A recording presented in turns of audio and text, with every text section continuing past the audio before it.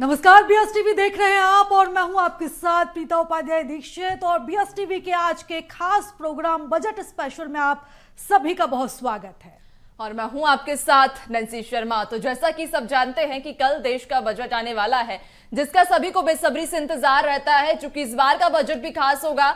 चुनाव सामने है, वैसे में अंतरिम बजट भी इस बार पेश होगा। अंतरिम बजट कल जहां पेश होने वाला है, जिसका सभी को बेसब्री से इंतजार है। तो बजट 2024 में क्या कुछ खास होगा, क्या सैलरी क्लास को क्या राहत मिलेगी, ऐसे कई सवाल हैं जिनका जवाब भी जनता चाहती है और जनता भी उत्सुक है। जनता की हमने प्रतिक्रियाएं भी इससे पहले देखी थी, जहां लोगों की प्रतिक्रिया सामने आ रही थी और अपने अपने अनुसार जहां लोग अपनी अपनी बातें रख रहे थे कि बजट से उन्हें क्या उम्मीद है, क्या राहत उन्हें मिलनी चाहिए। अलग अलग वर्ग के लोग भी आज हमारे साथ जुड़ेंगे, उनसे भी हम चर्चा करेंगे, उनसे भी जानने की कोशिश करेंगे कि आखिरकार अंतरिम बजट कैसा होगा, कैसा स्वरूप अंतरिम बजट का होगा। हमारे साथ अलग अलग वर्ग से कई सारे लोग साथ जुड़े हुए हैं। सबसे पहले मैं परिचय करा देती हूं। हमारे साथ भोपाल से आदित्य मन्या जैन, बाजार विशेषज्ञ, हमारे साथ जुड़े हैं। आर्यन झा, युवा हैं, ये भी हमारे साथ जुड़े हैं, आपका बहुत स्वागत है। नीता पासपोल, गृहिणी है, मैम आपका भी बहुत स्वागत बीएस टीवी में। प्रीति उपाध्याय शुक्ला, पूर्व बैंकर हैं, रायपुर स्टूडियो से हमारे साथ जुड़ी हुई हैं, मैम आपका भी बहुत स्वागत है बीएस टीवी में। इसके अलावा अमिताभ दुबे, चार्टेड अकाउंटेंट हैं, रायपुर से हमारे साथ जुड़ गए, सर आपका भी बहुत स्वागत। अनिल अग्रवाल, सीए, जबलपुर से हैं, हमारे साथ जुड़ चुके हैं, सर आपका भी बहुत बहुत स्वागत है। लोकसभा चुनाव से पहले अंतरिम बजट है और हर लिहाज से खास है। कई ऐसे संभावित ऐलान भी हो सकते हैं।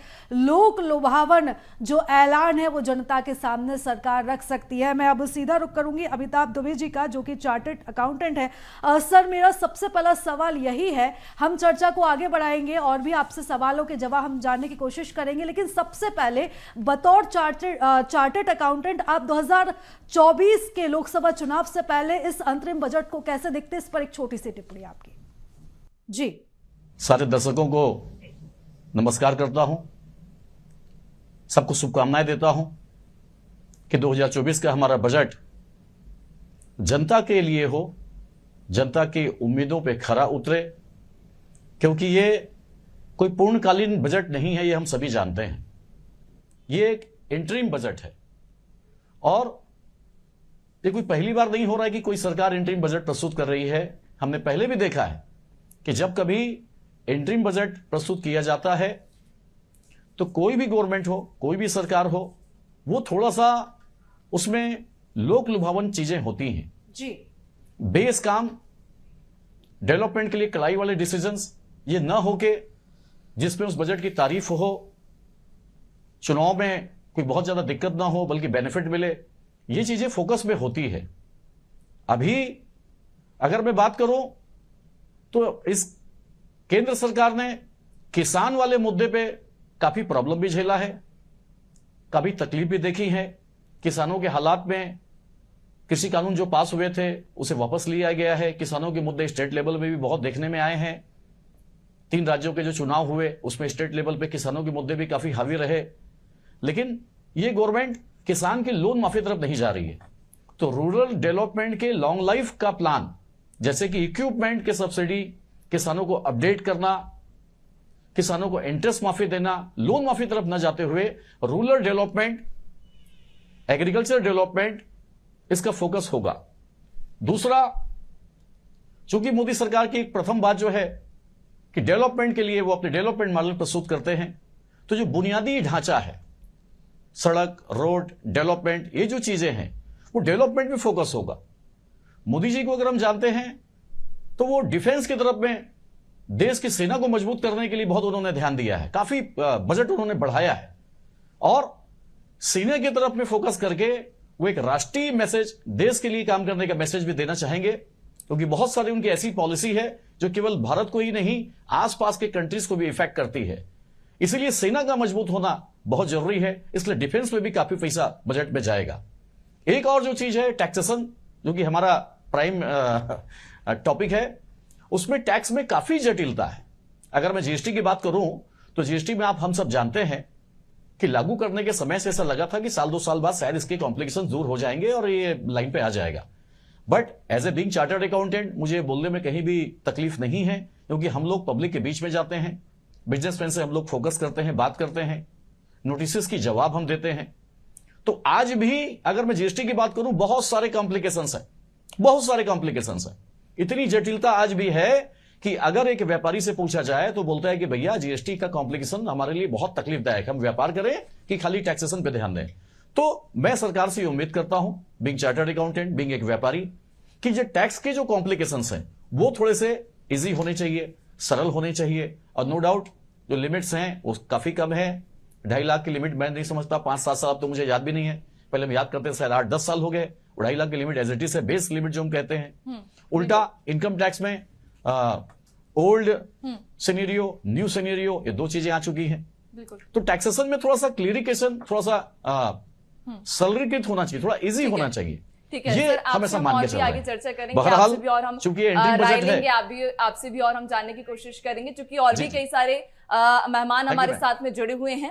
प्रीति उपाध्याय शुक्ला जी पूर्व बैंकर हैं, हमारे साथ में जुड़ी हुई हैं। प्रीति जी, मेरा आपसे सवाल ये रहेगा कि बजट, चूंकि आप पूर्व बैंकर भी हैं, साथ ही साथ एक गृहिणी भी हैं, अब ऐसे में बजट से आपकी क्या उम्मीदें हैं? क्या लगता है आपको कि आने वाला बजट हमारा कैसा होगा? क्या क्या उसमें हमें संशोधन की आवश्यकता है? या फिर अगर आप गृहिणी के हिसाब से मैं अगर आपसे बात करूं, चूंकि आप एक गृहिणी भी होंगी, तो आने वाले समय में आपको क्या लगता है किन किन चीजों पर कमी होनी चाहिए?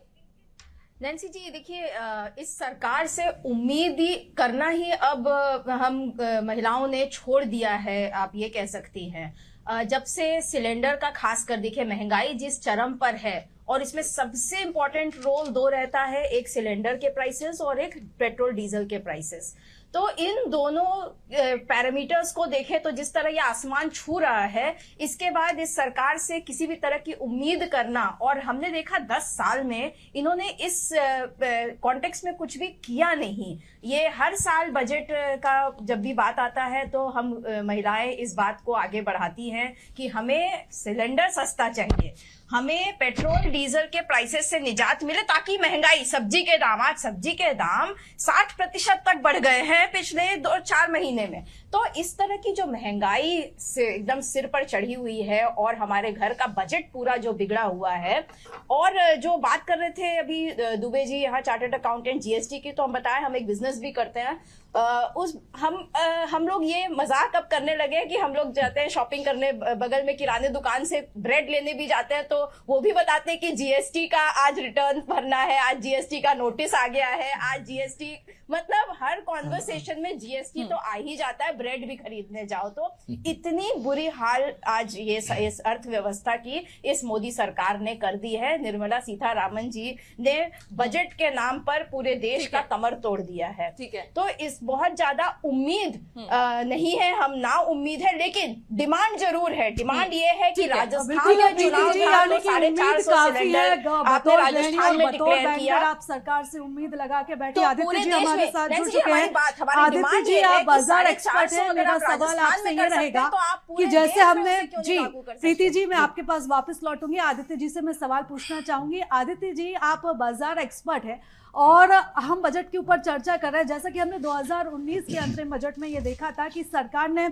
लोक लुभावन बजट पेश किया था, और इस बार भी 2024 का लोकसभा का चुनाव है। हालांकि वित्त मंत्री जी ने यह साफ कह दिया था कि आप बिग बैग अनाउंसमेंट की उम्मीद हमसे ना करें, लेकिन फिर भी जनता को रिझाने के लिए टूल माना जाता है। आप बतौर बाजार एक्सपर्ट कैसे इस बजट को देखते हैं? देखिए, मैं इस बजट को, चूंकि केंद्र की जो सरकार है उसका मिजाज थोड़ा बजट के प्रति सख्ती रहता है, लेकिन फिर भी इस बार उनके लक्ष्य आगे हैं, उनको विकसित भारत की तस्वीर देखना है।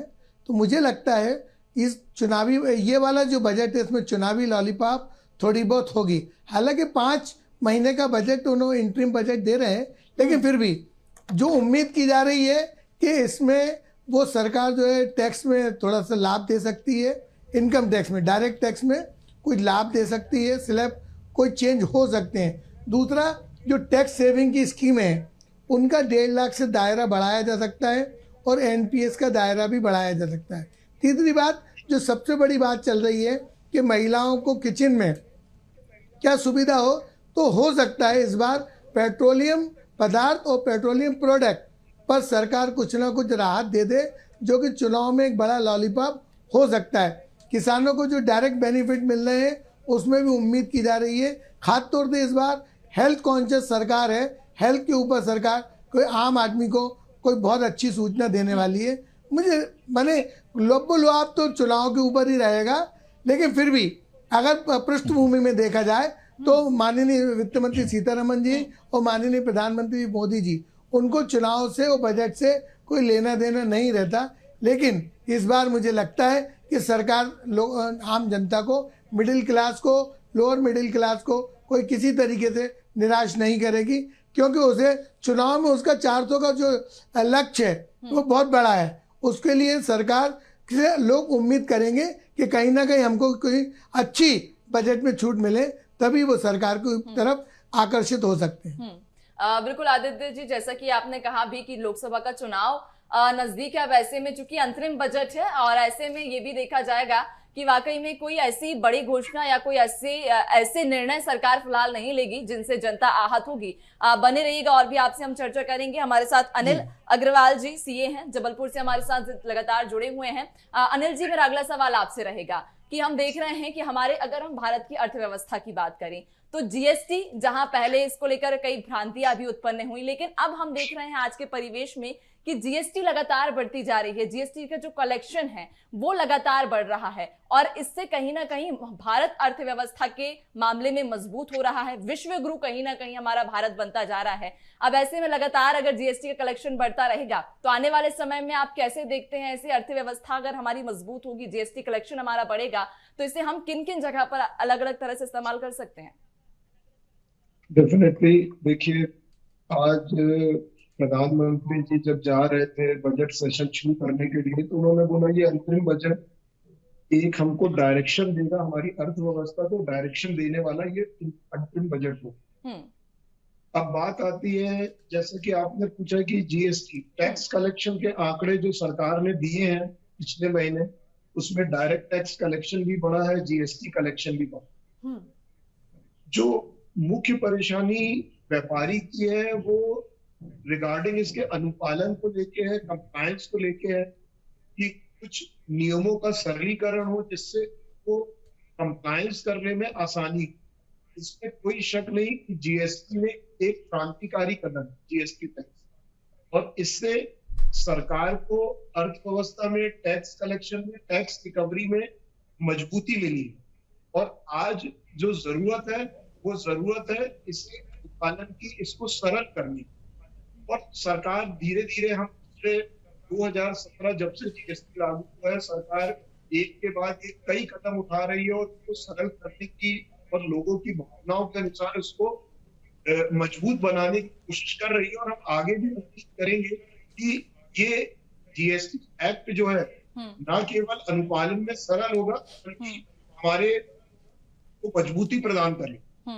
मैं ये समझता हूँ कि जीएसटी एक्ट से आगे जो है पूरी अर्थव्यवस्था को एक मजबूती भी मिलेगी और साथ में अन्य प्रोडक्ट्स भी इसमें शामिल होने से यह एक टैक्स जो हम बोलते हैं वन नेशन वन टैक्स, ये हमारे काम ही आएगा। तो देश के आगे बढ़ने पर हमें आगे अपॉर्चुनिटी दे। मैं रुक करूंगी, अमिताभ दुबे जी हमारे साथ जुड़े हुए हैं। अमिताभ जी, जैसा कि अनिल जी ने भी अभी जिक्र किया जीएसटी को लेकर कि कुछ ऐसे नियम है जिनमें सरलीकरण होना चाहिए जिससे कुछ राहत मिले, और जब हम अपने चैनल के माध्यम से जब व्यापारी वर्ग के बीच पहुंचे थे, जब उनसे हमने जानने की भी कोशिश की थी कि आपको क्या उम्मीदें हैं इस बजट से, तो एक सुर में जो अलग अलग जगह के जो व्यापारी वर्ग थे, चाहे हम मध्य प्रदेश की बात करें, चाहे हम छत्तीसगढ़ की बात करें या किसी भी हम शहर की बात करें, तो एक सुर में सभी व्यापारियों का यह कहना था कि जीएसटी में उन्हें कुछ राहत मिलनी चाहिए, कुछ नियम में बदलाव की उम्मीद तो वो भी कर रहे हैं सर।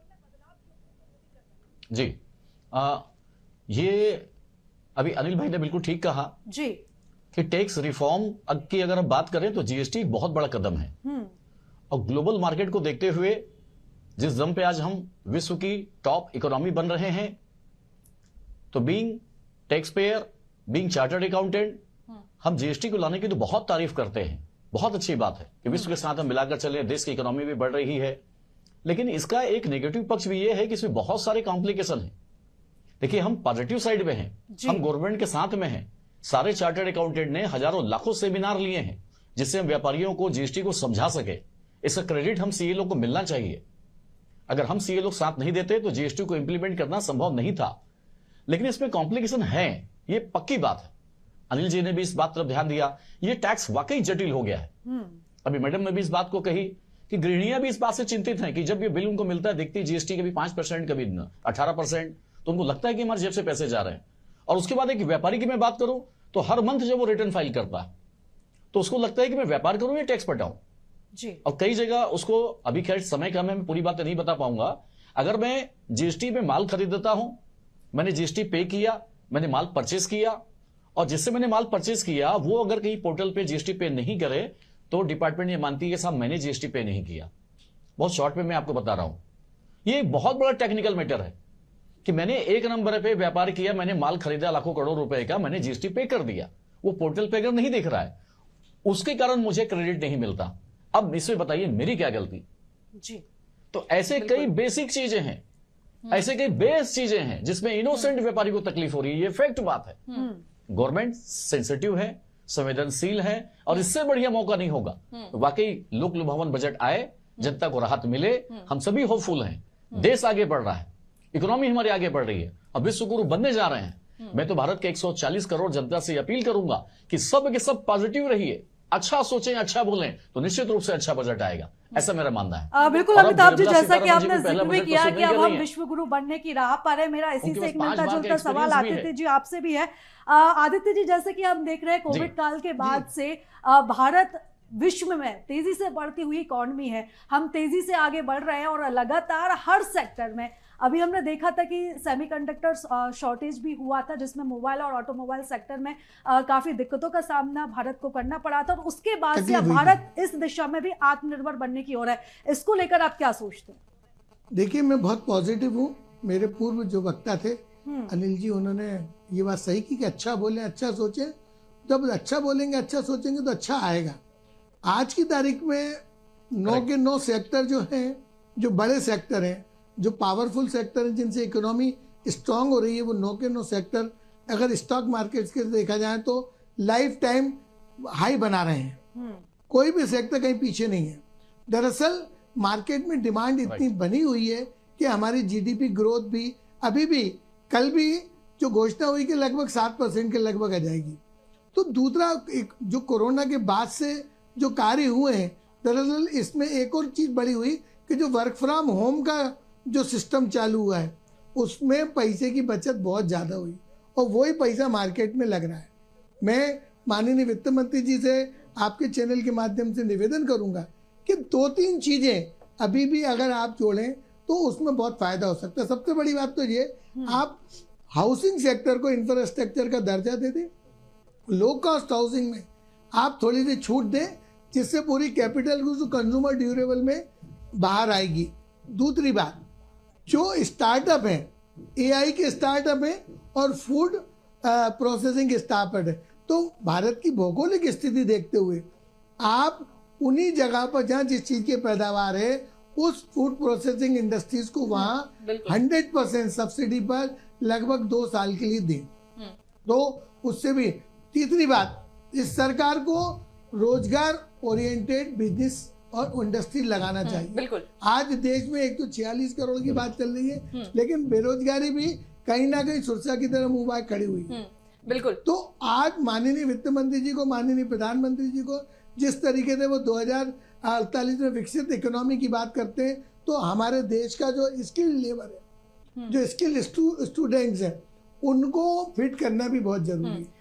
बिल्कुल आदित्य जी, वाकई में अभी भी कई सारी ऐसे लूप होल्स हैं जिन्हें हमें समझने की और उन्हें सुधारने की हमें बेहद जरूरत रहेगी। आप बने रहिएगा, आपसे और भी हम आगे चर्चा करेंगे। हमारे साथ भोपाल से नीता पासपुल गृहिणी है, हमारे साथ में लगातार जुड़ी हुई हैं।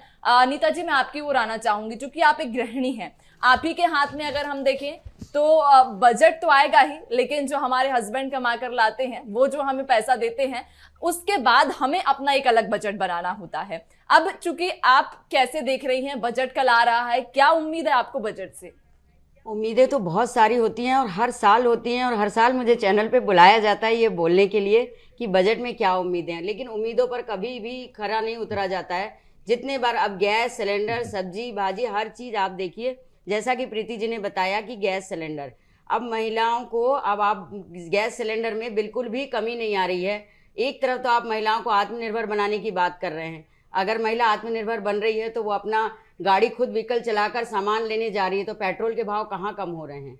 अब सारी उम्मीदें हम लोगों ने छोड़ चुके हैं कि जो भी ये चुनावी माहौल आता है और जो भी मन भावन जो भी आपकी जो बजट आते हैं जिससे महिलाएं बिल्कुल लुभ जाती हैं, बिल्कुल कि बिल्कुल अब तो हमारे लिए बहुत सारी उम्मीदें, लेकिन कुछ भी जो बजट होते हैं वो सिर्फ कागजी कार्रवाई पे रह जाते हैं, वो उन तक पहुंच ही नहीं पाते हैं। कुछ फ्री सुविधाएं जो दी गई जा रही हैं महिलाओं को, वो उनके जो महिलाएं पात्र हैं वहाँ तक तो पहुँच रही हैं, लेकिन जो अपात्र हैं वहाँ तक भी बहुत सारी फ्री वाली योजनाएं जा रही हैं। और हम मिडिल क्लास की जो महिलाएं हैं वो अपना सिर्फ बजट ही लेकर बैठी रहती हैं और साल भर इस बजट का इंतजार करती हैं, मगर उन्हें कुछ उम्मीद नहीं होती है कि इस उम्मीद के बाद अब क्या उम्मीद लगाएं हम। कुछ समझ नहीं आ रहा है कि अब आने वाला बजट सिर्फ चुनाव को लेकर होगा या महिला के हित में कुछ होगा। बिल्कुल, यानी कि गृहिणियों की नाराजगी यहाँ पर हम देख रहे हैं, जैसा कि प्रीति जी भी लगातार ये जिक्र कर रही थी कि बजट से जहाँ महिलाएं थोड़ी सी निराश हैं। हालांकि देखते हैं अब जो बजट आने वाला है उससे क्या उम्मीद रहेगी, चूंकि इस बार चुनावी वर्ष है और चुनावी बजट भी रहेगा, तो क्या नया सरकार इस बार लेकर आएगी। हमारे साथ युवा भी हैं, आर्यन झा हमारे साथ मौजूद है। आर्यन जी, आपसे भी मैं एक प्रतिक्रिया छोटी सी बजट पर ही लेना चाहूंगी। गृहिणियों की हमने जहां प्रतिक्रिया जानी, गृहिणियां काफी नाराज हमें नजर आ रही हैं। युवा होने के नाते आप क्या चाहते हैं सरकार से, आपकी क्या मांग है कि बजट में क्या संशोधन हो या फिर बजट में युवाओं के लिए क्या खास हो? मैम, मैं बजट में यही चाहता हूँ कि हम लोगों के लिए कम से कम IT सेक्टर दिया जाए और जॉब अपॉर्चुनिटी दी जाए। अगर युवा पढ़ लिख जाता है, सब कुछ करता है, उसके बाद अगर उसे कहीं जॉब ना मिले, फिर चाहे वो गवर्नमेंट सेक्टर हो या प्राइवेट सेक्टर हो, तो किस काम की वो पढ़ाई।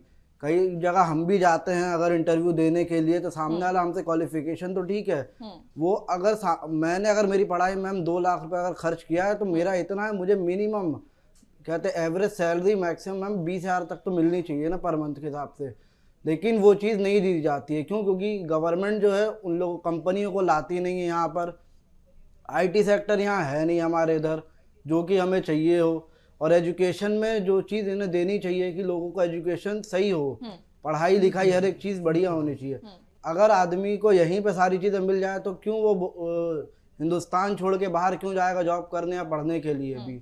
तो मेरा यही मानना है सरकार से कि प्लीज़ आप इस बजट में युवाओं के लिए वैकेंसियां दें, जॉब दें और एजुकेशन अच्छी दें उन्हें। बिल्कुल, यानी कि एजुकेशन की उम्मीद आप लगाए बैठे हैं। प्रीति जी हमारे साथ जुड़ी हुई हैं, पूर्व बैंकर है। प्रीति जी, मेरा अगला सवाल आपसे यही है, जैसा कि मेरी सहयोगी नैन्सी ने भी आपसे सवाल किया था कि आप बैंकर तो हैं ही, पूर्व बैंकर हैं, लेकिन साथ में आप गृहिणी हैं। लेकिन बतौर गृहिणी अभी हम यहाँ पर चर्चा नहीं करेंगे। पूर्व बैंकर की तरह अगर मैं आपसे एक सवाल करूँ यहाँ पर, बैंकिंग के सेक्टर में आप क्या संभावित ऐलान की उम्मीद है इस बजट में कर रही हैं?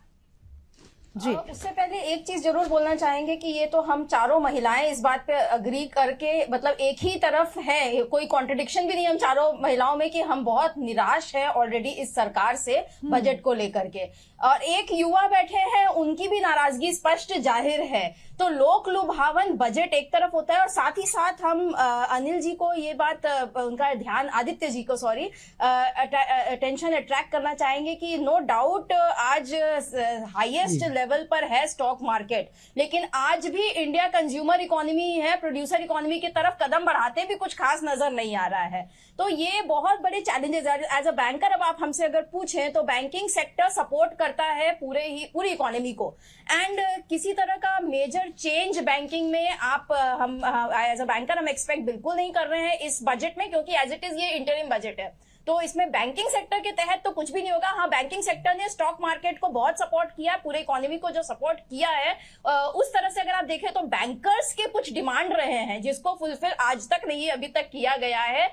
सैटरडेज वर्किंग वगैरह टाइप के डिमांड हैं। और सबसे बड़ी बात कि आज भी नेशनलाइज बैंकिंग सेक्टर में ये बात हमेशा वहां की यूनियन करती है कि उन पर workload compare to private sector is much higher per employ जो वर्कलोड है, और बिजनेस भी वो ज्यादा देते हैं कंपेयर टू। और सबसे बड़ी बात कि वो हम प्राइवेट सेक्टर में थे, मगर आई नो दिस कि वो ही remotest part of the country में सर्व करते हैं। सो उनके जो डिमांड है उसको इस सरकार ने कंप्लीटली नजरअंदाज करी है। जिस तरह से गृहिणी युवा को करी है, बैंकर को पूछे तो उन्हें भी करी है। और किसानों की बात हो रही थी, प्रीता जी, 2022 में डबल करने का बात था ठीक है। इनकम किसानों का। 14 फरवरी को शायद किसान बिल्कुल फिर से प्रीति वापस आ जी, रहे दिल्ली पे। आपने जो ये सवाल कृषि पूछा है कानून उसकी हम लाते हैं, प्रतिक्रिया वापस जान देते हैं, लेते हैं। ये आदित्य जी, कानून लाते हैं, आप वापस मार्केट लाते हैं। एक्सपर्ट तो हैं, इनके आप प्रीति जी किसी की भी आप तमाम rules बातें and सुन रहे होंगे। GST ने तो एक छोटी सी सिद्धांत टिप्पणी, दिया एक है। छोटी सी प्रतिक्रिया प्रीति जी के सवाल पर, आदित्य जी। बिल्कुल सही बात है। देखिए, इस समय देश की इकोनॉमी बढ़ रही है, पीएसयू बैंकों ने बहुत सपोर्ट किया है स्टॉक मार्केट को, लेकिन पीएसयू बैंक में जो बैंकर्स हैं उनकी कुछ डिमांड थी, क्योंकि वो इकोनॉमी को बूस्ट वो ही देते हैं। दूसरा, वर्कलोड भी उनके ऊपर ज़्यादा रहता है। पिछले 1.5 साल पहले कुछ बैंक मर्ज किए गए थे, जो छोटे बैंक थे जिनमें काम नहीं था। लेकिन मेरा प्रीति जी की बात से मैं पूर्णतः सहमत हूँ कि और भी अभी पीएसयू बैंकों को इकोनॉमी को बूस्ट करने के लिए कुछ सुविधाएं उनको देना चाहिए, या कुछ पार्ट में दें या फुल्ली दें, लेकिन अभी एम्प्लॉयमेंट और उनको देना चाहिए जिससे उनके ऊपर वर्कलोड कम आए। जहाँ तक बैंकों के अदर काम करने का काम है, तो बैंक अपनी प्रॉफिटेबिलिटी में, तो प्रीति जी आज की तारीख में LIC भी बैंक कर रही है, म्यूचुअल फंड भी बैंक कर रही है, डीमेट अकाउंट भी बैंक खोल रही है, और ट्रेडिंग भी बैंक का एक सब्सिडरी करा रही है, जिस तरीके से प्राइवेट बैंक करा रही हैं। तो बैंकों ने अपना काम तो बढ़ा लिया, एम्प्लॉय भी बढ़ा लिए, लेकिन कुछ सुविधाओं की बात है तो मैं आपका समर्थन करता हूँ और माननीय वित्त मंत्री जी से ये निवेदन करता हूँ कि खासतौर से महिलाओं को, युवाओं को, जहाँ भी जो रिजल्ट ओरिएंटेड ग्रुप है वो, यानी सर्विस क्लास है वो, और जो इकोनॉमी में खपत को बढ़ावा देते हैं, कंज्यूमर जो है, जो कंजम्पशन लेते हैं, उनको कहीं ना कहीं आपको जरूर आप उनका ध्यान रखना चाहिए, क्योंकि कंज्यूमर ही पूरी दुनिया में, हमारे पास सबसे बड़ा कंज्यूमर बेस है, हमारे पास जितनी खपत है उसको ही देख के दुनिया आ रही, तो आपको उस हिसाब से लाभ देना चाहिए। ठीक है अमिताभ जी, जिस तरह से आपने प्रतिक्रिया दी है प्रीति जी की, मैं एक छोटा सा सवाल जो आर्यन झा ने जवाब दिया था, आर्यन जी ने जवाब दिया था, उसका मैं एक सवाल अनिल जी आपसे पूछना चाहूंगी। जिस तरह से आर्यन जी का ये कहना है कि हमें जिस रोजगार की हमारे लिए कमी है, आईटी सेक्टर हो या फिर एआई सेक्टर हो, इन सेक्टर्स में हम देख रहे हैं कि आज की जो हमारी युवा पीढ़ी है वो बढ़ चढ़कर भागीदारी दे रही है।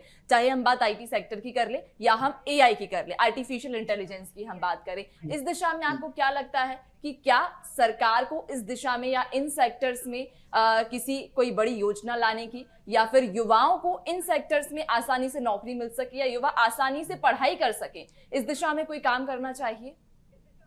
डेफिनेटली करना चाहिए। और एजुकेशन सेक्टर ऐसा है जिसमें आपकी सरकार ने 2 साल पहले न्यू एजुकेशन पॉलिसी लाई।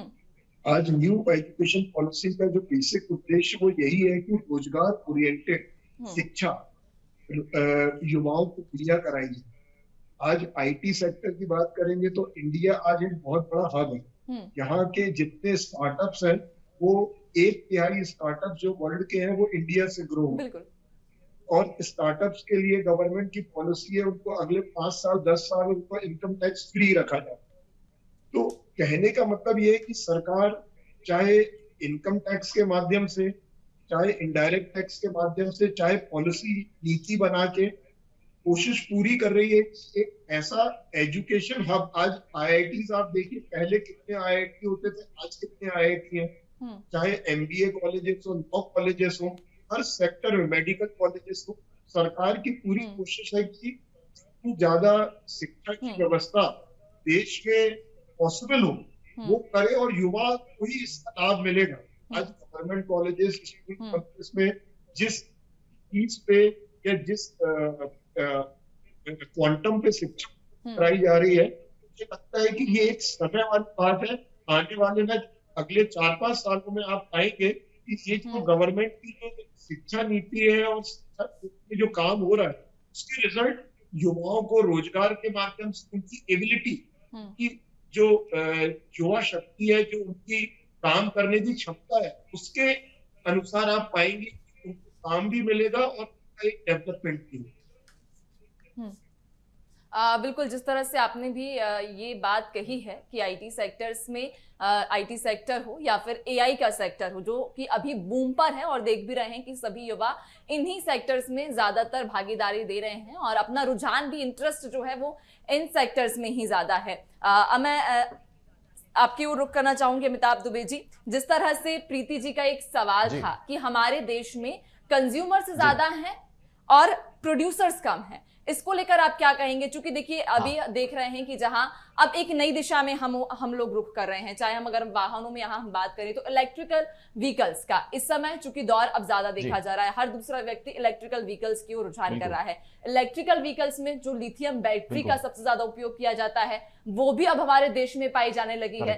तो कहीं ना कहीं हमारा भारत अब कंज्यूमर तो है ही कहीं ज्यादा, लेकिन प्रोड्यूसिंग की ओर पे भी अग्रसर तो हो ही रहा है।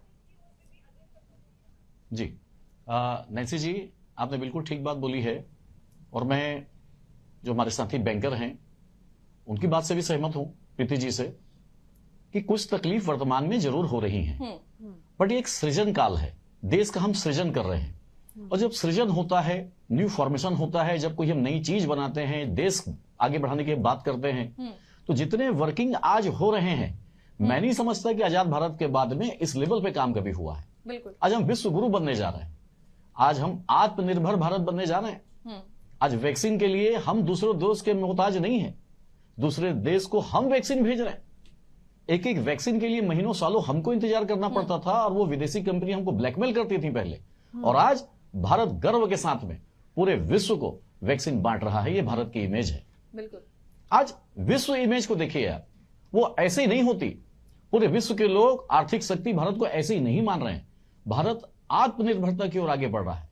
जो प्रीति जी ने बात कही है, निश्चित रूप से मैं उसकी बात को मानता हूं कि हम एक बहुत बड़ा कंज्यूमर मार्केट है। याद कीजिए, चाइना हो, चाहे अमेरिका हो, चाहे रशिया हो, ये सारे अपने प्रोडक्ट को हमको दिया करते थे। आज भारत इसमें डिसीजन ले रहा है, चाहे वो डिसीजन अमेरिका के अगेंस्ट हो।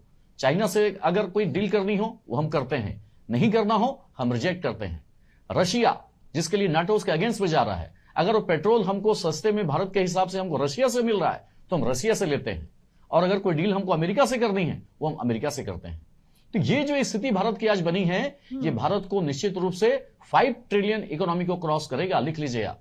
और दूसरा, विश्व की तीसरी आर्थिक शक्ति। ये दोनों चीजें आसान नहीं होती। एक घर की स्थिति, मैं खुद घर का एक लीड रोल पे हूं, मैं घर को अपने चलाता हूं, मुझे मालूम है कि घर की एक आर्थिक स्थिति जब कोरोना काल में बिगड़ती है तो एक घर उससे कैसे कमबैक करता है। आज हमारा भारत, आज हमारा हिंदुस्तान उस इकोनॉमी से, जब एक तरफ गरीब की तरफ थे, एक हम पुअर कंट्री थे, एक हम विकसित राष्ट्र थे, उससे एक डेवलप कंट्री की ओर हम आगे बढ़ रहे हैं। इतना बड़ा रिफॉर्म हिंदुस्तान के विश्व के इतिहास में कभी नहीं हुआ जो इन सालों में मोदी जी के नेतृत्व में हो रहा है। मैं कोई पॉलिटिकल स्टेटमेंट यहां नहीं दे रहा हूं। चार्टर्ड अकाउंटेंट, मेरा काम है कि जो कमी है उसको भी गिनाना। निश्चित रूप से जो कमियां हैं वो हैं, उसको सुधारनी चाहिए। और लेकिन जिन चीजों को लेकर, जिन चीजों को होप करते हुए, और मैं सभी से यहां से उम्मीद करता हूं कि आज जो स्थिति में देश हमारा है, हर हालत में हमको होपफुल होना चाहिए। क्योंकि जिस ढंग से डेवलपमेंट मोदी जी का एजेंडा है, जिस तरह से पर्यटन को बढ़ावा दे रहे हैं, पर्यटन में कितना पैसा आज देखिए, एजुकेशन में किसी ने भी कहा, हमारे साथी ने, कि हम एजुकेशन के लिए कितना पैसा विदेशों में दे रहे हैं, पर्यटन के लिए कितने ऐसे लोग हैं जो विदेश जा रहे हैं। आज जब पर्यटन में हमारा देश डेवलप हो रहा है, जब एजुकेशन में हमारा देश डेवलप हो रहा है, नई शिक्षा नीति हमारे यहां आ रही है, नई एजुकेशन सिस्टम आ रही है। आज हर घर में एक व्यक्ति देखिए फॉरेन पढ़ने के लिए जाता है। क्यों ये स्थिति हमारे देश की है? मैकाले जैसे लोगों ने आके देश की शिक्षा स्थिति को बिगाड़ दिया है और इस शिक्षण चीजों को ठीक कर रहे हैं। अरबों करोड़ों रुपया का हमारा टर्नओवर विदेशों में होता है। हर 5 घर में एक व्यक्ति देखिए या तो विदेश में पढ़ाई कर रहा है या विदेश में जॉब कर रहा है। हम अपने जो इंटेलिजेंट ब्रेन है उसको हम बाहर भेज रहे हैं।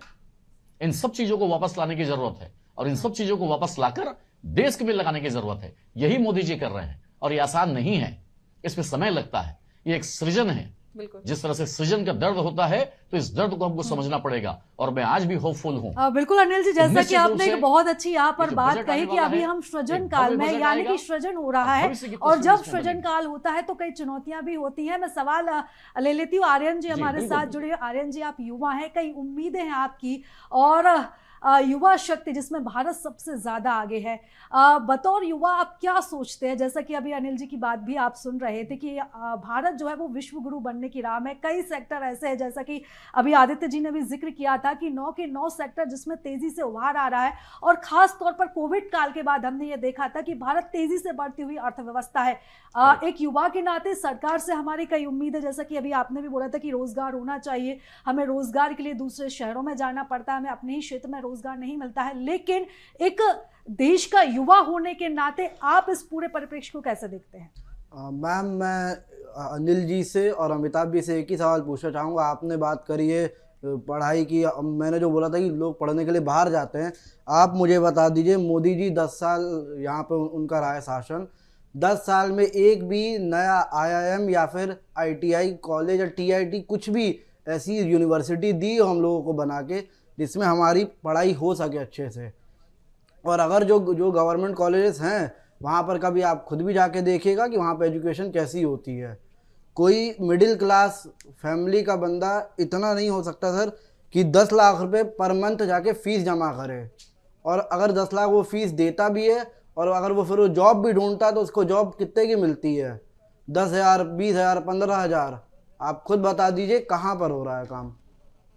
ठीक है, ठीक है, कई सारी उम्मीदें हैं जहां हम देख रहे हैं। हालांकि इस दिशा में लगातार हम ये भी देख पा रहे हैं कि सरकार हमारी काम कर रही है, लगातार अग्रसर है। जिस तरह से निवेश अब मध्य प्रदेश में बढ़ाया जा रहा है, स्टार्टअप्स को मौका दिया जा रहा है, आगे इस मुद्दे पर चर्चा करेंगे, लेकिन पूर्व बैंकर प्रीति जी कुछ कहना चाह रही हैं, उनकी एक प्रतिक्रिया लेते। जी प्रीति जी।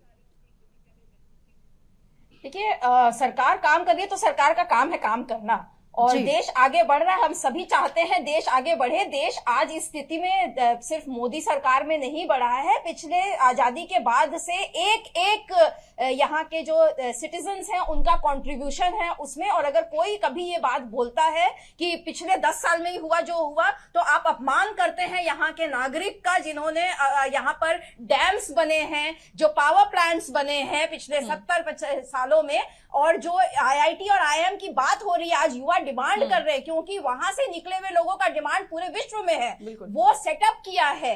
और एजुकेशन सिस्टम जो बिल्कुल लिटरेसी लेवल बहुत पुअर था, उसे बहुत आगे ले गया, या वैक्सीन की बात हो रही है। तो ये निरंतर एक सतत प्रक्रिया होती है और देश के नागरिक काम करते हैं, कोई एक पर्सन नहीं होता है। सबसे पहली बात ये जानना जरूरी है और समझना जरूरी है। लेकिन आर्यन जी जो बात कहना चाह रहे हैं, और इसमें अमिताभ जी को ने अपनी बात को थोड़ा कॉन्ट्रडिक्ट भी किया, दोनों में रिलेशन है कि आज लाखों की संख्या में लोग सिटीजनशिप छोड़ रहे हैं भारत की।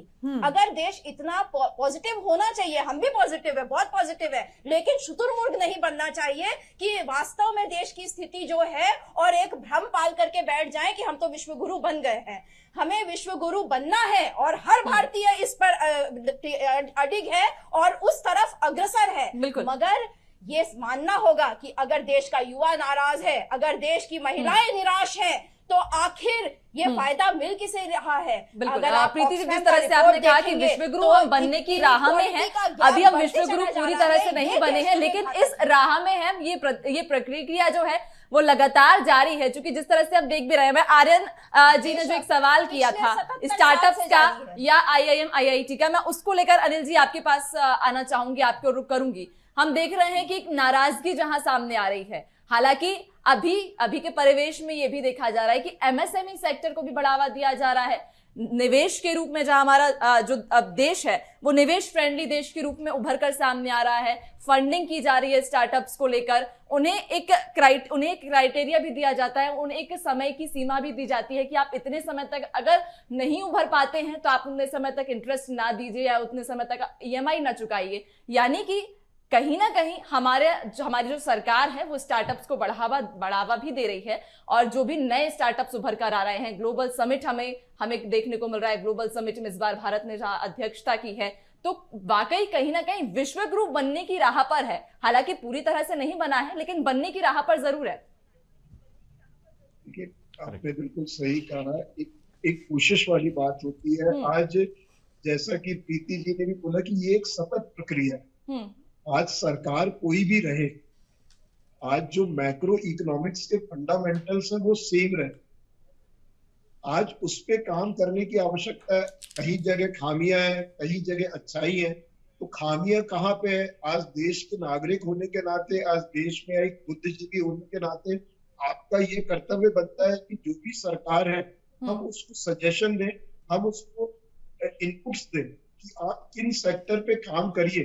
यदि एजुकेशन सेक्टर में कहीं खामियां बची हैं, कहीं पे हमें कॉलेजेस की, कहीं पे स्कूल की, कहीं पे शिक्षा के इंफ्रास्ट्रक्चर की जरूरत है, हम जब तक सूचित नहीं करेंगे, जब तक बताएंगे नहीं, सरकार को सजेशन देंगे नहीं, सरकार आगे काम कैसे करेगी? तो कहने का मतलब ये है कि आज यहाँ पे पक्ष की बात नहीं है, बात ये है कि आज सरकार कर क्या रही है। आप यदि आएंगी तो ये देखेंगे कि आज सरकार पे 161 लाख करोड़ का कर्जा है।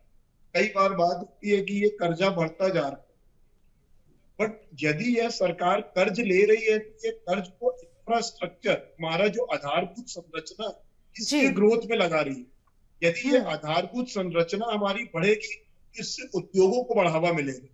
उद्योगों को बढ़ावा मिलेगा तो आप समझते हैं उद्योगों को बढ़ावा मिलने से रोजगार भी बढ़ेगा, हमारा टैक्स का कलेक्शन भी बढ़ेगा और ओवरऑल अर्थव्यवस्था में एक पॉजिटिव संरचना और एक पॉजिटिविटी का संचार होगा। जी। तो मुख्य बात यही है कि आज आपका जो कहना है, प्रीति जी का कहना है, आर्यन जी का कहना है, सभी का खामियां जरूर है, बट इस खामियों को कैसे दूर किया जाए, इस खामियों पे कैसे काम किया जाए, बिल्कुल अनिल जी, देखिए सुझाव खामियां तो दें। कई हैं और एक जागरूक नागरिक होने के नाते इन खामियों को हम सबको मिलकर दूर करना पड़ेगा, ये हम सबकी जिम्मेदारी है।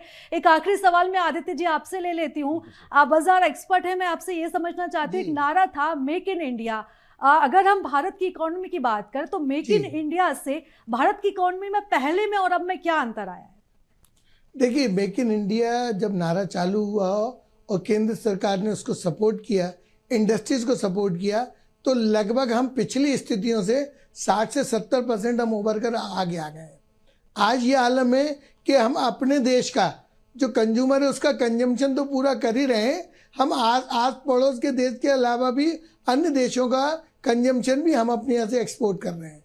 दरअसल हम डिफेंस में भी आत्मनिर्भर हुए हैं जी, हम फूड प्रोसेसिंग में भी आत्मनिर्भर हुए हैं, हम फूड उत्पादन में भी आत्मनिर्भर हुए हैं, और दूसरी बात जो है कि हम आने वाले समय में बहुत कुछ स्वास्थ्य सेवाओं में आत्मनिर्भर हो चुके हैं।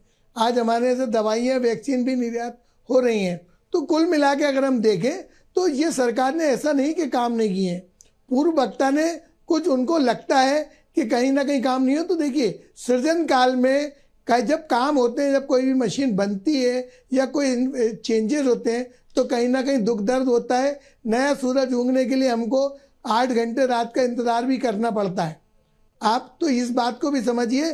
लेकिन आज ये आलम है कि पूरी दुनिया हमारी तरफ देख रही है। आपके माध्यम से 2 चीज़ कहना चाहता हूँ कि जो आर्टिफिशियल इंटेलिजेंस है, दूसरा जो ईवी है, इनके जो बड़ी कंपनी के अलावा भी छोटी कंपनियों को सरकार थोड़े कम ब्याज दरों पर लोन उपलब्ध कराए। खास तौर पर सरकार को खुद को निवेश एआई में करना चाहिए।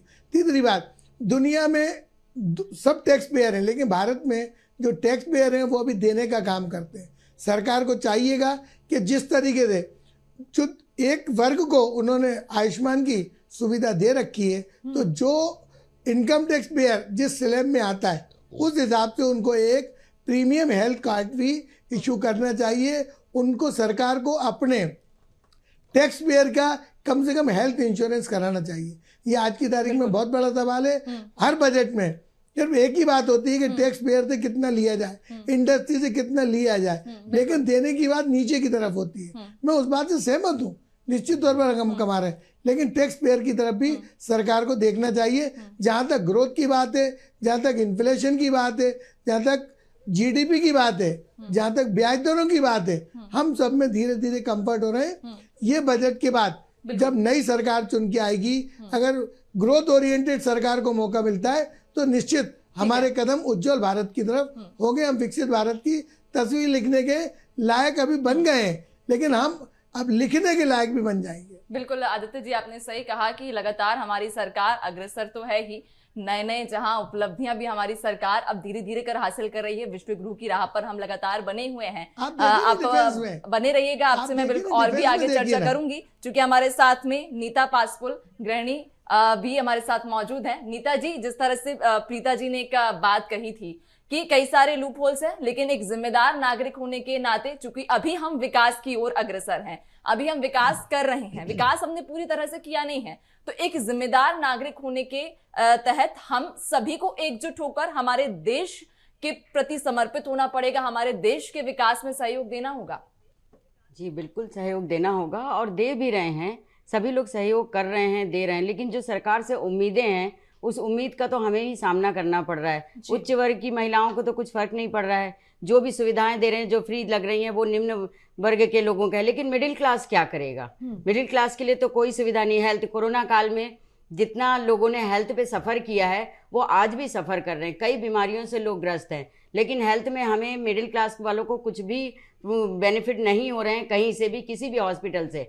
और प्राइवेट सेक्टर हॉस्पिटल इतना ज़्यादा डिमांड हो रही है फीस की, और ज़रा सी बीमारी होती है और आप 25 तो टेस्ट करवाते हैं, तो आप बताइए उसमें कितना पैसा।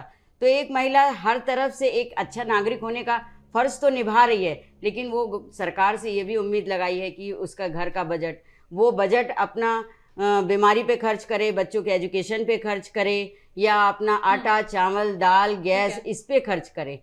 तो वो जिम्मेदार नागरिक है, इसी वजह से तो ये सब कुछ कर रही है, और टैक्स भी हम ही दे रहे हैं, लेकिन टैक्स के बाद हमारा बजट कितना बिगड़ रहा है ये कोई उम्मीद ठीक है। बिल्कुल बिल्कुल आपने सही कहा। नीता जी, जिस तरीके से आपने जिक्र किया, क्योंकि एक जो गृहिणी होती है वो ना सिर्फ घर की जो घर को संभालती गृहिणी नहीं होती, बल्कि वो एक तरह से घर की वित्त मंत्री होती है। पूरा जो घर का बजट होता है उसी के हाथ में होता है, और तमाम चुनौतियां जो रहती है वो एक महिला को फेस करनी पड़ती है। फिलहाल तमाम जानकारी के लिए, तमाम चर्चा के लिए आप सभी एक्सपर्ट का, सभी मेहमानों का हमारे साथ जुड़ने के लिए बहुत धन्यवाद।